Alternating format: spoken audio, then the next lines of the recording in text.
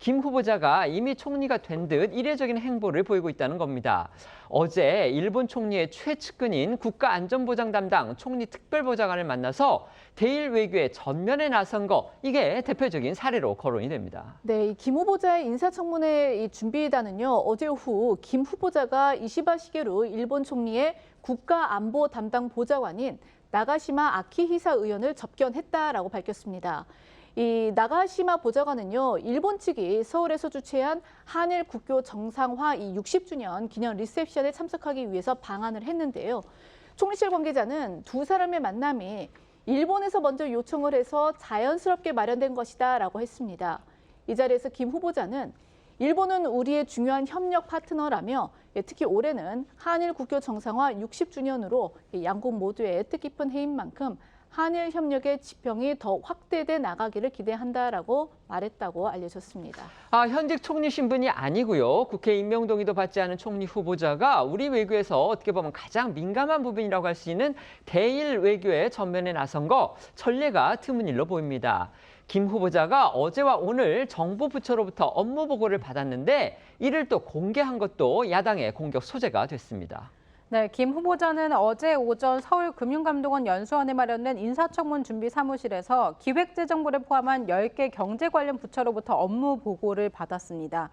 앵커께서 말씀하신 대로 총리 후보자가 정부 부처로부터 업무 보고를 받는 현장을 공개하는 건 이번이 처음인데요.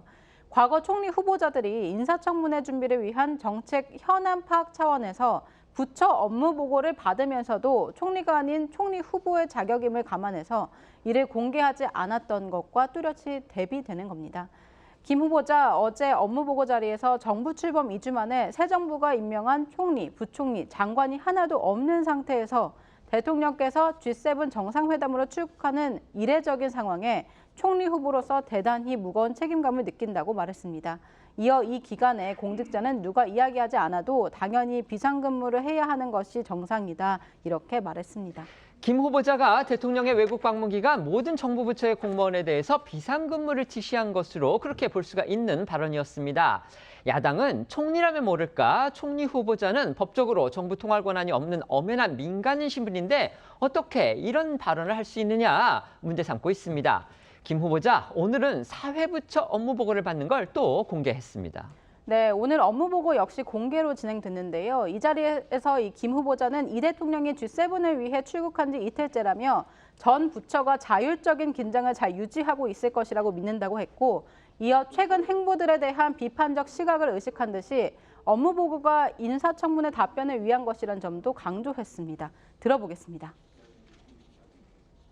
인사청문회 답변을 위한 학습을 도와주시기 위한 회의에 참석해 주셔서 감사드립니다. 정책 중심 청문회의 취지에도 맞고 과거의 선례에도 어긋나지 않기 때문에 앞으로도 이러한 방식의 보고 또는 학습 지원 회의가 적극적으로 활용되었으면 합니다. 네, 김 후보자는 지난 4일 총리 후보자 지명 후 잇따라 공개 일정을 소화하고 있습니다. 5일 청문회 준비단 사무실 첫 출근 날에는 제2의 국제통화기금 위기와 같은 상황이라고 현안에 목소리를 냈고요. 10일엔 출입기자단 간담회를 열었습니다. 13일엔 말씀하신 밥상물가 안정 현안 간담회를 열었습니다. 총리실 관계자는 물가 상황이 현 최대 정책 이슈라고 보고 있다며 청문회 준비 차원에서 추진된 거라고 설명했지만 정치권에선 청문회도 거치지 않은 후보자가 업계 관계자들을 불러 현안 간담회를 진행하는 건 상당히 이례적이라는 평가가 나오고요.